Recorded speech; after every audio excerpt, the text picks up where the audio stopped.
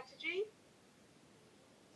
Perhaps if I go first, I'll ask Philip to go in a bit more detail. I mean, clearly it will have a massive impact across Ghana. The president is currently in isolation. A number of the cabinets have been affected. Initially, we're aware of a disproportionate number of people in Accra being affected in an economic way, going beyond the immediacies of the health crisis, which the jury is still out on in the UK, let alone other countries where we've got less sight of to the absolute detail. But economically, growth will come down from 6.5% to 1.5%, and that may be reviewed again.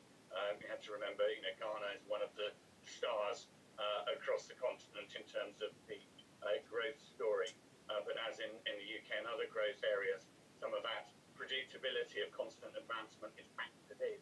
So although it's coming down to growth levels that others were aspiring to previously across the sub-Saharan Africa, it's still going to be very damaging, and it's going to put Ghana back on its plan to go beyond aid and move from current GDP in a couple of thousands to 4,000 going into middle income.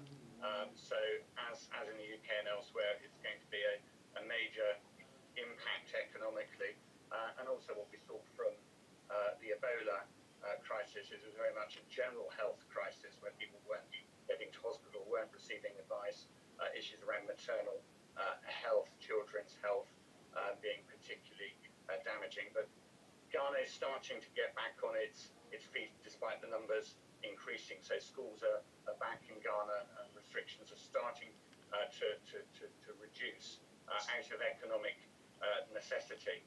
But alongside that, the reaction from the UK government and the internationals is very strong. So we've what we call repurposed, basically looked at existing programs and said, how can we shift those? For example, the JET program on manufacturing to help manufacturing of things that will be useful during COVID, so PPE materials in countries in places like Ghana and Senegal, but also through leveraging our very large shareholding in the World Bank and the IMF, leveraging up that funding. So the finance minister in Ghana particularly has been very vocal internationally on behalf of the African community overall through the AU in asking for equity injection, and the World Bank are putting in around $1 billion, a significant sum of that.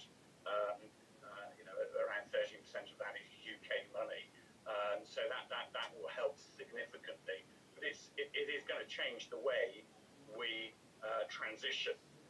So this report, we replied to this report virtually as COVID was starting to break. Everything has to be reviewed under the new COVID microscope.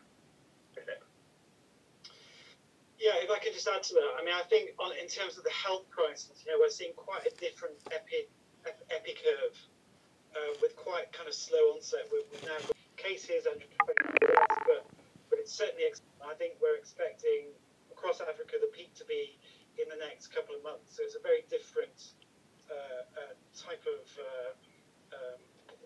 it's gone very different to what we've seen in Europe. On the economic side, I think we're seeing growth prospects go down from something like 6.7 to 1.5, and that's still very optimistic. We are really concerned about the growing financing gap. I think we're looking at a $7 billion gap currently. And at the same time, as the Minister has said, there's a lot of emergency budget support flowing in to Ghana through the multilaterals. And I think that does necessitate a very different engagement with development partners. The Ghana Beyond Aid agenda, I think the vision is still very much alive in government's view, but I think it's we need to have that dialogue with government about that transition away from aid and how COVID impacts on that. Certainly in the health sector, we're looking at a much longer transition away from aid. Before the crisis, we were about 10%, of the health budget was funded by donors.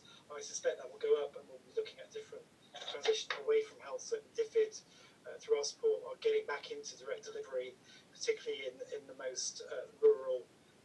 resources to support the most vulnerable people. So it is an upset, but then again, Ghana's development trajectory has been quite corkscrew in nature. I think with Ghana, even 10 years ago, we were looking at Ghana as the next success story, and then there was a big macro crisis. And we need to work out how we can support Ghana to move away from the kind of boom and bust economics that we've seen in the past. Thank you. If I could turn for the next question to Chris Law.